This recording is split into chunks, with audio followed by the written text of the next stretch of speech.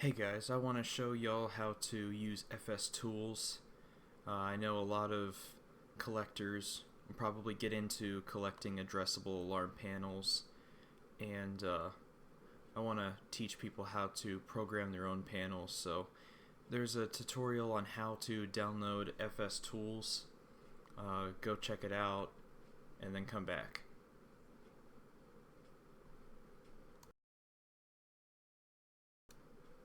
Okay, you're back? Wow.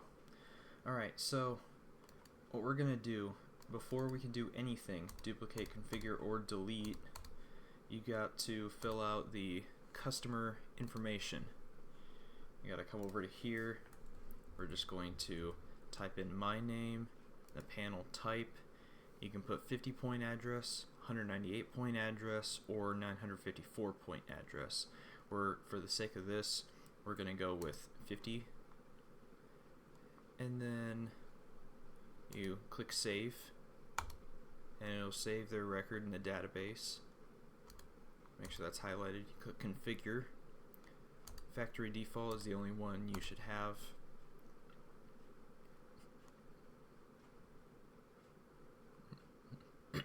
So this will be for the future. This isn't really something that you need to worry about, but this is all the stuff for like the dialer or radio. You can see phone line, supervision, touch tone, rotary, phone line 2, which both phone lines are required to be enabled and supervised in commercial settings, but if you just got a local system, then you don't have to worry about this, especially if it's not sprinklered. If it's not sprinklered, you can absolutely do a local alarm in a then you can absolutely do a local alarm in a building. But with this, not going to mess with any of this. Relays and zones. This is just the onboard panel relays. Relay 2 is kept as trouble. You could do this one alarm, and then if you wanted, you could do this one silenceable alarm. This one will be an alarm until you reset the panel, and then this one would be an alarm until you hit silence. That's how that works. So we go to NAC 1, and let's say we want NAC 1 to be general alarm, and we want NAC 2 to be the riser bell or horn, as the case may be. So we'll have NAC 1 go off on zone 1 right there. No auto silence, and the synchronization types, we'll just leave it as system sensor, and you can set that to temporal 3 just for good practice. NAC 2 enabled, and we'll have this one go for zone 2. Zone 2 only, and that is very important. And general system settings, you know, you got the water flow devices silenceable. You do not want that. You do not want these to be silenceable, even if they've been restored. That is by code, by law. You do not want water flow silenceable. You want to enable your battery charger, and unless it's like a government or military facility, your loop will be class B, and light speed is what you'll use most of the time, but legacy devices will use clip, and you can't mix clip and light speed. It's trying to like talk two different languages. It can only talk in one language, so all your clip devices will not work if you're running in light speed. They all have to be the same. And then we got language support, English or French. Time format, I always go with 24. Daylight savings, this is really nice to have. You don't have to worry about changing it, because changing the time and date on these panels can get to be a little bit tedious. And then you've got auxiliary power settings. You got class A. They provide two 24 volt DC outputs, or you could have it as just one, providing it with a return loop. and then you could make it resettable so that it's, you know, powering conventional detectors, and then you can cut the power to the detectors once you silence or reset, and then the detectors will restore. If you just want it to be auxiliary, non-resettable, then don't check any of these, leave it unchecked. Banner display, banner 1, you could do, you know, like Andrew's house.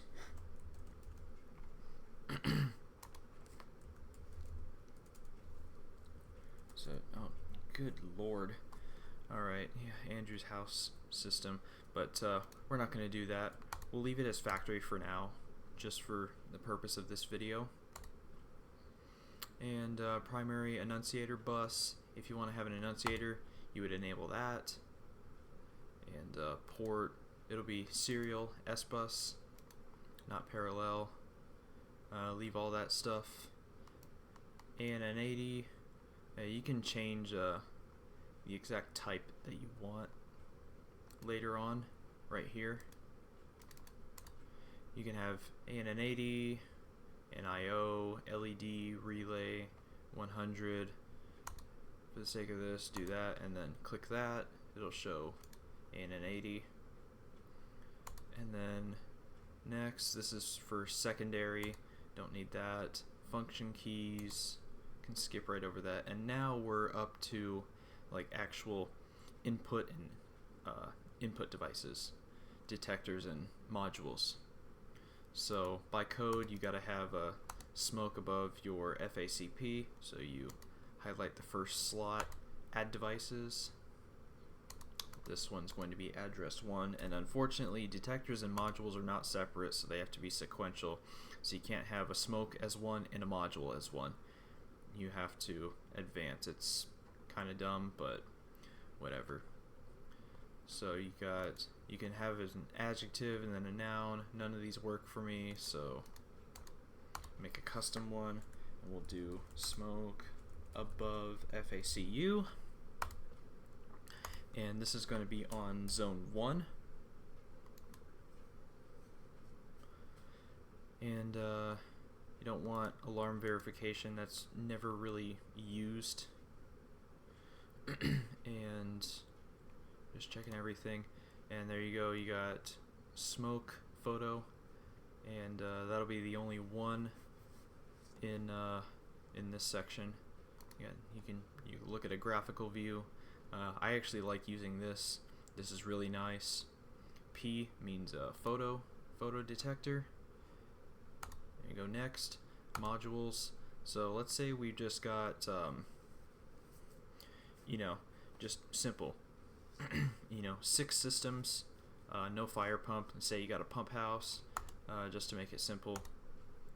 And we're gonna do pull station, and if you try and do it as number 1, the detector's already assigned to address 1. You can't do that, so you gotta change it to 2. And we'll do it pull station riser room, and I can't do that. Too many characters, so we'll do pull station at FACU, fire alarm control unit, and that's going to use zone 1. And then we're going to do water flow, system 1 water flow, invalid point address, set that to 3. And typical thing that my company follows is if we do a dual module for standpipe riser, you have water flow as the lower number, because probably because Edwards with their modules, they've got a WTM, so water flow tamper module, and water flow goes first. So with this next one, it's just going to be tamper. You could set it to supervisory, but for the sake of this, I'll set it to tamper. So system 1 tamper, and no need to make another zone for supervisory. It'll be general alarm, but it'll be supervisory, so it won't actually set it off. And then we'll go ahead and do the rest of this. Water flow, address 5, system 2, water flow.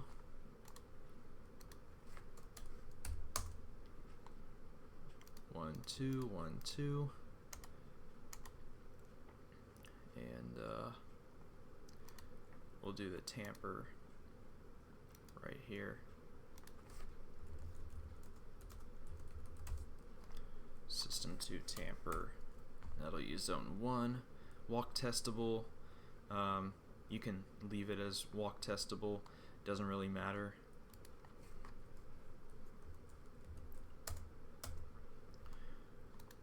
And then we can do system 3 water flow. That'll be zone 2.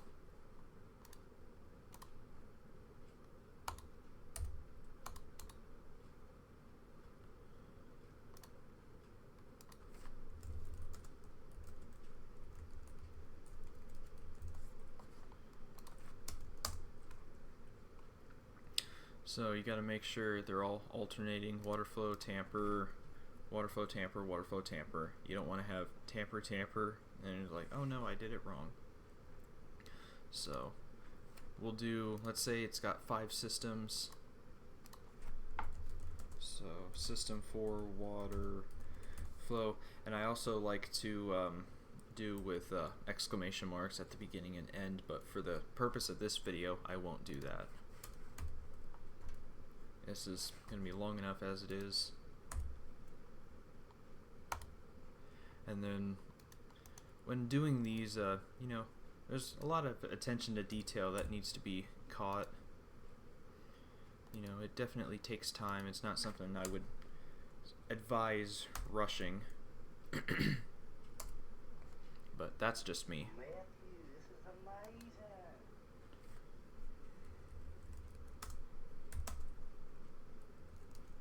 Whoops.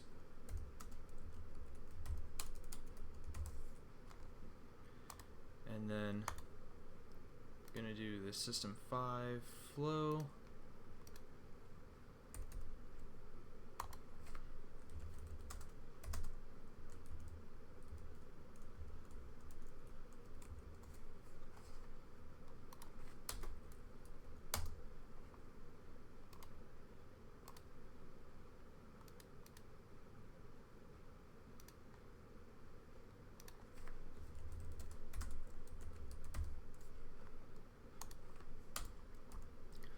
And then the tamper.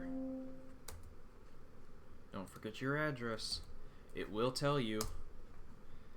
So we've got those, and now we're going to add 2 big ass fan relays, because by code, when anything happens alarm wise, it has to turn off the big ass fans if you have any. So we're going to do multiple devices. We're going to do 2 devices, big fan shut down. That was close. Walk testable, no. We do not want that. We'll do that on zone 1 and zone 2. Right there. So that is our list of devices. We can go into a graphical view. This one's blank, this one's a detector. As you can see, we got pull station, modules, and then control relays here. So then we go to verify setup. No warnings in verification. If there are, it'll tell you everything that's wrong with it, like if you've got an extra zone with no points mapped on it. And now we go to the kind of the fun part. we just got to make sure we got all this mapped properly. We'll go to the graphical view and show this. So this is a simulation of what all will activate whenever you hit any of these devices. So we hit the smoke. Yes, that's exactly what we want. The big fan relays. Reset the panel. Hit the pull station. That's what we want. Now, I remember I just forgot this. Let's go back to modules. And we need to do the 2 remote riser control modules for horn strobes. So we would go to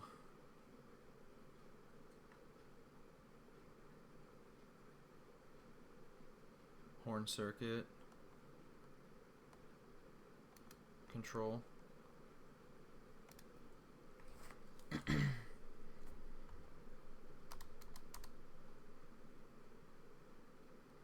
This is all the names that you can have.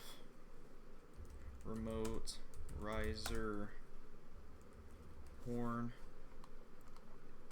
and we'll put this on zone 3.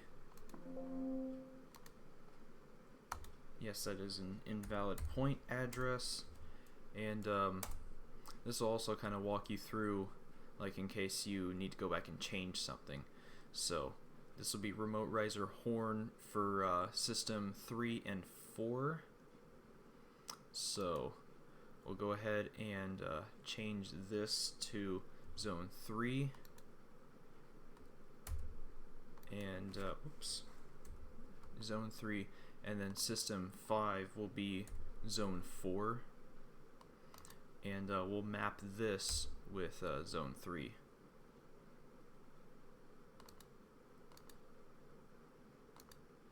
And we want it to set general alarm off as well, so we'll set it to 1 and 3.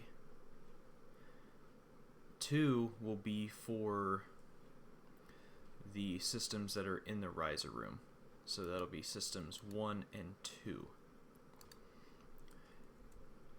So we'll go ahead and set that. The only ones that we don't want to set off the main alarm are going to be the tampers. So with this, we want that general and that remote standpipe. Oops, I cannot type worth a alright. And relay 1FC, we'll have that on pretty much all the zones except, no, it'll be for all of them. So we'll do 1, 2, 3, and 4, not 5, 4. And then this will be control relay. This will, actually no, we don't want this to activate in general alarm at all. And then we'll do a control, another one.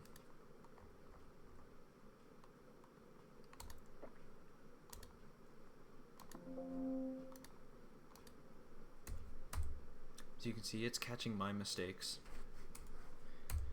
That'll be on zone 4.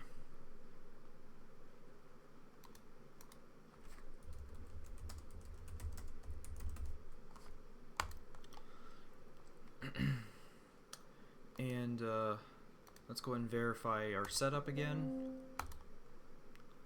just to make sure it's good. And you can, do it like this, start simulation, see what all will activate. Yes, the synced strobe, and that's what you want. You want NAC 1 for general alarm, because that's what the smoke activates, is general alarm. You don't want to see NAC 2 on here. And same with this pull station, and then you've got your water flow. It'll activate general alarm. Your big fans, turn them off, and it'll activate your bell. That's what you want. Now go into a graphical view. You can set it to that. And this will show you what it'll activate. It'll activate NAC 1 and it'll activate these two relays. And likewise, if you click on the relays, it'll show you what all will activate it. Alright, we don't necessarily want the tampers to turn off the fans, but for the sake of this, we'll leave it that way. So this will activate NAC 1, these two relays. This pull station will activate this NAC and those two relays. Water flow will activate both NACs and the relays. Tamper is not supposed to activate NAC 1. It won't because it's supervisory. And that'll be that. This is the remote riser. It'll activate NAC 1 general alarm, and it'll activate this remote horn. And likewise, if we activate this remote riser water flow, it will activate this relay. This relay can be activated by these two water flows being tripped. This relay can be activated by this water flow being tripped. Not by this one or this one. So that's the basics of stuff like this. If you want me to go over any specific scenarios, I'll be happy to. Just leave me a comment. All of these can activate NAC 1. Only these can activate NAC 2. So, if y'all have any questions or anything that I didn't think of, leave a comment. I will be happy to respond to you. I love hearing what y'all have to say. And thank you for watching.